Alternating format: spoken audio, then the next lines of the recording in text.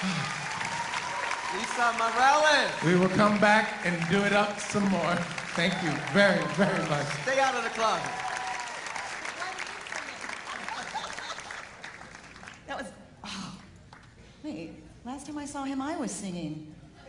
What's up with that? Thanks, Eastside. Okay.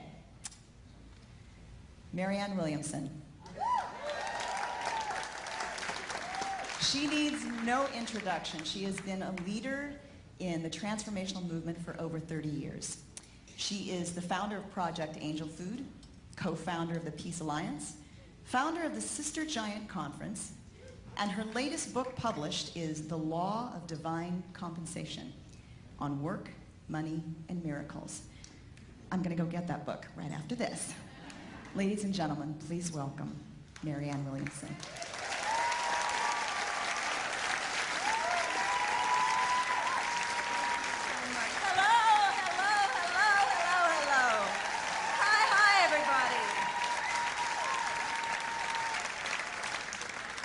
So theoretically, happy birthday to a new era in human history, yeah? Somebody once pointed out a fact in nature that I find fascinating, and that is how a chicken knows that it's time to hatch. How does a little chickie know that it's time to start pecking its way out of the egg? I'd never thought about it before. Well, scientifically, what happens is that when it is time for the chicken to hatch, when it is time for the chicken to be born into the world, a noxious gas fills the inside of the eggshell. It is literally dying to be born. It literally must exit out of the eggshell and go out into that next phase of its existence. And it does seem that that's a little bit like what is happening to humanity. There have been other times in history. There have been the times of the Renaissance, the times of the Enlightenment, times when humanity began to think differently. You have a different world when you at one time think that the sun revolves around the earth, and then you come to realize that the earth revolves around the sun. It's a different world when you go from thinking that the earth is flat to realizing that it's not. It's a different world when you think that illness just comes from rumors in the air, and then come to understand that it comes from germs. It's a different world when you have the mass of humanity knowing that no matter what they do, they will be serfs or they will be slaves. They will simply be in service to an order outside themselves over which they have no control. And then they come to the realization that heaven doesn't have to be just something after we die, but that they can be in control of their own destinies. And the profound revolutions, both in this country and around the world, that came from that idea that humanity could be in charge of its own destiny. And this is simply one more in one of those amazing magic moments of human history, when we go from one way of looking at the world to another. And it's a very, very important thing what is happening here today, both here at Agape and around the world.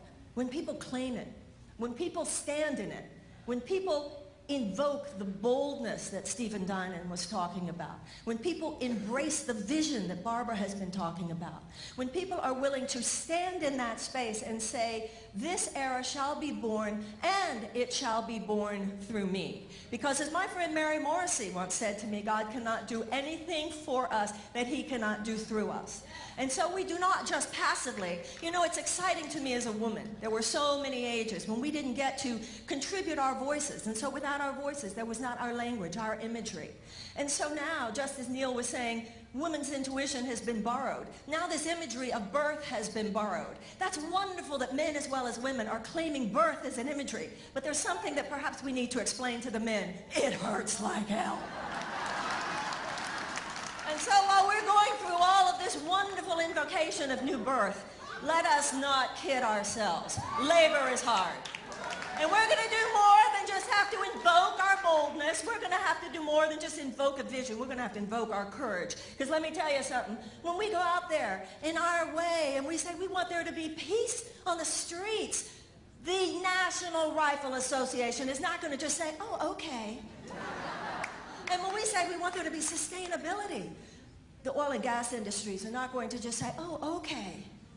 And when we say we want to wage peace on this earth as our primary problem-solving modality, the military-industrial complex is not going to just say, oh, okay. And that's an important thing for us to remember today.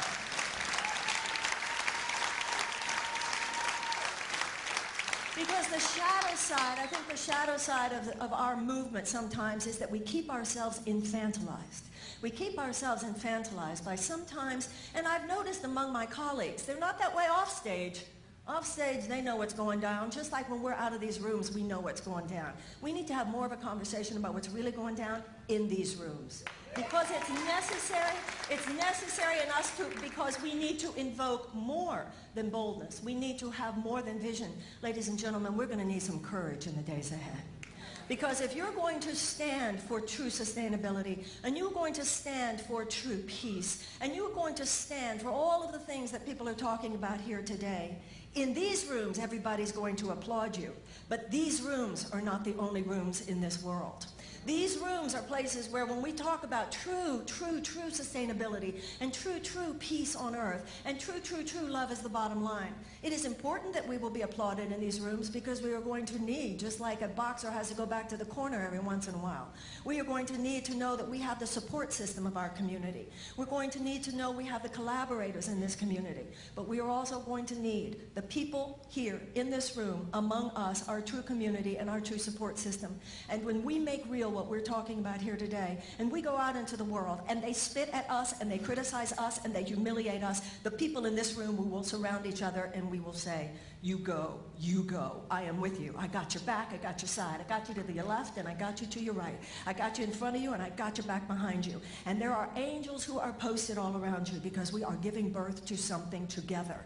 And even though birth is difficult, once it's done and once that new baby, that new life is in your arms, you don't even remember that you went through it. But let's not kid ourselves, ladies and gentlemen. Before Jesus resurrected, he was crucified. Before the Jews were delivered to the promised land, they were slaves in Egypt. Before any era of humanity has given birth to what was possible, they had to first go through the struggles of what had been before. And anytime any of us individually in our own lives and our own personalities and in our own hearts give birth to something new, we have to die to who we were. What has happened now is that the time has come. I'm not saying that you and I are perfect, but I'm saying that history seems to be saying we're good enough. We're good enough. It's not that you're perfect or I'm perfect, but if you put it all the things that you've accomplished in your life together with all the things that you've accomplished in your life, all the things I've accomplished, and by accomplishment I mean where you used to be weak, you're strong now, and where you used to be harsh, you're gentle now, and where you used to be just putting yourself down all the time, you are now risen up in self-confidence. And we know that we don't have to be totally perfect because my brother is to my left and my sister is to my right. And the people who are my true friends are right in front of me, beckoning me forward, and the people who I know are loyal and will not dismiss me or betray me are to my back. Then we know we're ready for birth. This is the real thing. This is not just, oh, let's all be bold. This is, oh, let's go, kick ass. Thank you very, very much. God bless everybody. Bye, bye, bye. Thank you. Thank you. God bless you, everybody. Thank you.